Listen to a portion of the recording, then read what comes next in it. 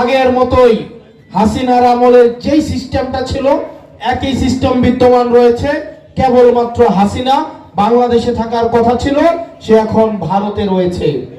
স্বরাষ্ট্র মন্ত্রণালয়ের যিনি মন্ত্রী, উনার বাড়ির সামনে দিয়ে হচ্ছে মাদকের সবচেয়ে বড় করিডোর।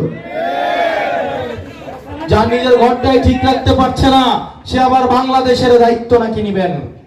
আমরা প্রায়শই কিছু ঘটনা দেখতাম, সেটা হচ্ছে সাদা পোশাকে এসে বাসা থেকে তুলে নিয়ে যাওয়া হয়েছে। আমরা দেখতাম বিভিন্ন গাড়ি আসতো, গাড়ি এসে বাসা থেকে তুলে নিয়ে যেত, পরে আর হদিস পাওয়া যেত না। এরকম অনেক ঘটনা আমরা 24-এর আগে দেখেছি। অত্যন্ত দুঃখজনক বিষয়, এই 24 সালের পরে এই বিএনপি সরকারের সময়ের সর্বপ্রথম এই ঘটনার পুনরাবৃত্তি হয়েছে এই মোংলায়। এই মোংলাতে সাদা পোশাকে এসে একজনকে বাসা থেকে তুলে নিয়ে যাওয়া হয়েছে আজকে 3 মাস, তাকে আর ফেরত দেওয়া হয় নাই। এই গুমের ঘটনা 24-এর পরে বিএনপি সরকারের জন্য একটা কালো অধ্যায় হিসেবে সূচিত হলো। কারণ অন্তর্বর্তীকালীন সরকার বলেছিল গুম কমিশন করার জন্য, মানবাধিকার কমিশন করার জন্য।